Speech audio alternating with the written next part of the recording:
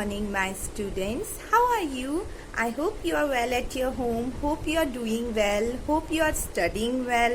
Okay, so let's start our class. So class 6 कल हमने पढ़ा था कंपोनेंट्स ऑफ फूड में टाइप्स ऑफ न्यूट्रिएंट्स. ओके, इसमें हमने पढ़ा था carbohydrate, fats, proteins, vitamins, minerals. ये सारे क्या हैं?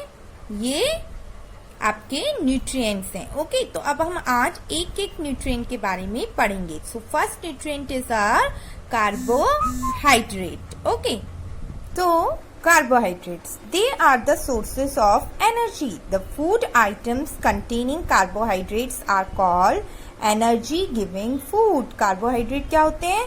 Rich source of energy. Energy के लिए बहुत important होते हैं.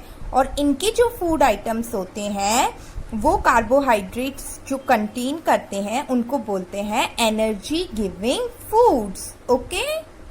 They are present in our food in mainly two forms. Okay, starch and sugar. Potato, bread, rice are rich sources of starch. An example of sugar is glucose. क्या कह रहे हैं वो? कि ये बेसिकली जो कार्बोहाइड्रेट होते हैं वो टू फॉर्म्स में प्रेजेंट होते हैं. एक तो होता है स्टार्च और दूसरा होता है शुगर. ठीक है, पोटैटो, आलू, bread, rice, rich source of starch. ये जो है ये किसके रिच सोर्स हैं? ये स्टार्च के हैं. An example of sugar is glucose. Sugar का एग्जाम्पल कौन सा है? ग्लूकोज है. Glucose is the simplest carbohydrate. Glucose क्या है? सबसे सिंपलेस्ट कार्बोहाइड्रेट माना जाता है. It is easily utilised by the body to release energy. क्यों पीते हैं हम ग्लूकोज? ताकि हमको इंस्टेंट एनर्जी मिल जाए. It is for this reason that glucose is given to patient who requires energy urgently. इसीलिए जो बीमार हो जाते हैं उनको जब एनर्जी की जरूरत होती है पेशेंट्स को, तो सबसे पहले हम क्या देते हैं? उनको ग्लूकोज देते हैं. क्या देते हैं? ग्लूकोज देते हैं. Okay children, fruits, honey, table sugar are rich in glucose. और ग्लूकोज में क्या क्या रिच होते हैं? फ्रूट्स, हनी, शहद, टेबल शुगर है ना. शुगर भी रिच होती है ग्लूकोज में. Okay, now here one fact of file is given. What is that? Cellulose is a form of carbohydrate that can not be digested by humans. It is present in the cell wall of plant cells. Cellulose होता है एक type का, क्या होता है? ये carbohydrate होता है जो कि हम इंसान उसको डाइजेस्ट नहीं कर सकते. वो ओनली किस में होता है? प्लांट सेल में होता है. ठीक है, अब यहां पे एक एक्टिविटी दी है. क्या कह रहे हैं ये? To test the presence of starch in a food sample. Take the food sample that needs to be tested and put it in a test tube. एक हमें क्या लेना है? एक हमें कुछ भी फूड आइटम लेना है जिसको हमको टेस्ट करना है. ठीक है, और उसको किस में रख देना है? टेस्ट ट्यूब में रख देना है. It is in a solid form में होगा. Crush it and add a little water to it. उसको क्या कर देंगे हम? थोड़ा सा क्रश कर देंगे और उसमें थोड़ा सा पानी डाल देंगे. Mix it well. उन दोनों को हमको अच्छे से मिक्स करना है. फिर क्या करना है? You can perform this test by simply cutting a potato in two parts. इसको हम पोटैटो के साथ मतलब आलू के साथ भी परफॉर्म कर सकते हैं. हमें क्या करना है? 2 आलू लेने और उसको पीसेस में काट देना है. Add a few drops of iodine solution to it. If the sample turns blue black, it contains starch. हमें फिर उस आलू के ऊपर 2-4 ड्रॉप्स किसकी डालनी है? आयोडीन सॉल्यूशन की. अगर उसका कलर ब्लू ब्लैक में कन्वर्ट हो गया तो मतलब हम क्या समझ लेंगे कि उसके अंदर स्टार्च प्रेजेंट है. ओके, इसलिए हमें यहाँ क्या बोला था? पोटैटो किसका है? रिच सोर्स ऑफ स्टार्च है. तो पोटैटो के अंदर हमें पता चल जाएगा कि स्टार्च प्रेजेंट है या नहीं है. दूसरी एक्टिविटी कि शुगर कैसे हम पता करें कि किसी फूड आइटम में शुगर है या नहीं है.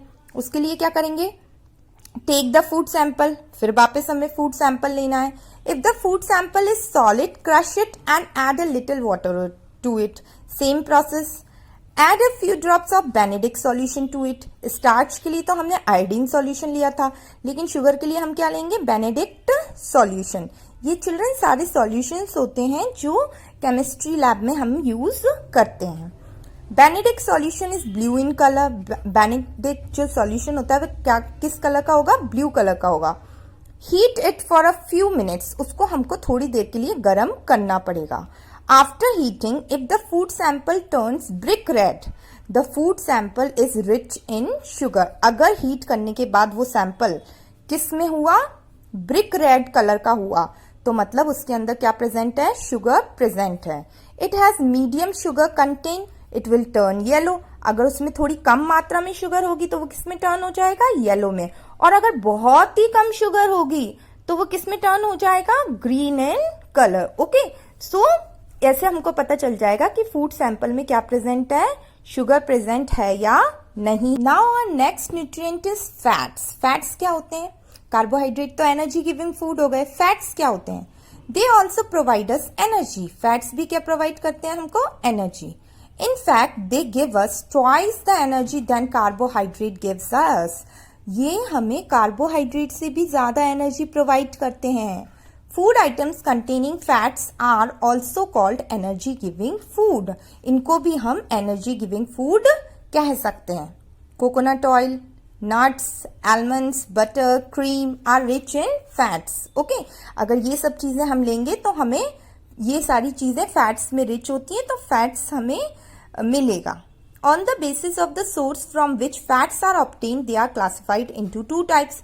अब फैट जो है वो दो सोर्सेज से हमें मिल सकता है. एक तो एनिमल फैट और दूसरा प्लांट फैट. जो एनिमल के प्रोडक्ट्स हमें होंगे उनसे जो हमें फैट मिलेगा वो एनिमल फैट होगा, और जो प्लांट्स के प्रोडक्ट होंगे उनसे जो फैट हमें मिलेगा वो कौन सा वो होगा plant fat. Okay children, now on page number 15 हम पढ़ते हैं animal fats and plant fats.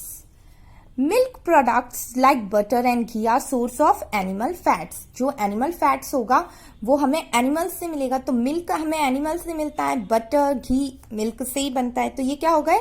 animal fat. Vegetable oils are a source of plant fat. जितने भी vegetable oils होंगे वो किसके सोर्स हैं? वो plants fat के sources हैं. Fats क्या करता है? Fats keeps the body warm. Extra fats are stored in the body and if stored in excess it cause obesity. क्या कह रहे हैं वो? जो फैट्स होते हैं वो हमें वार्म रखते हैं, हमारी बॉडी को गर्म रखते हैं, लेकिन अगर हम ज्यादा मात्रा में फैट्स खाएंगे तो क्या हो जाएगा? तो हम मोटे हो जाएंगे, और हम ज्यादा मोटे हो जाएंगे तो हमें बहुत सारी बीमारी होने के चांसेस होते हैं. तो हमें लिमिटेड मात्रा में ही फैट्स का यूज करना चाहिए. अब हमने स्टार्च और शुगर देख लिया था फूड सैंपल में कि कैसे मिलता है. अब यहां देखेंगे कि फैट के लिए हम क्या करेंगे, कौन सा टेस्ट करेंगे. To test the present of fats in given food sample. Take the food sample. कोई भी फूड सैंपल हम ले लेंगे. Rub it on a piece of white paper. उसको हम किस पे रब करेंगे? व्हाइट पेपर पे रब करेंगे. मान लो बटर है, बटर को ले लो, थोड़ा सा पेपर लेना, पेपर पे उस बटर को क्या करना? रब करना. फिर उसको allow the paper two dry. फिर उसको सूखने के लिए छोड़ देना.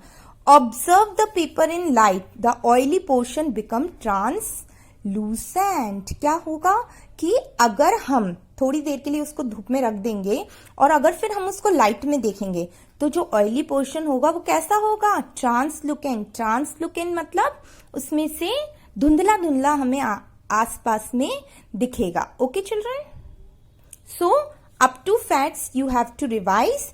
Protein and this all things we will read in the next class. तब तक आपको ये रीड जरूर करना है. Okay children, thank you.